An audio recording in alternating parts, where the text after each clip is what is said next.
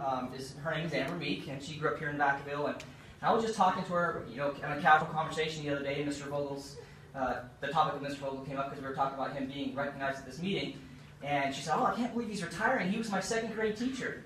I said, "Really? How was he as a teacher?" I was kind of curious. And she said, "You know what? That was the best class I ever had. He was the best teacher I ever had. He used to bring a guitar to class and sing us songs in our second grade class. And we used to really like that. We used to really love that." So, I don't think Mr. Vogel really understands how many lives he's actually touched over the years. So, thank you for doing everything that you've done.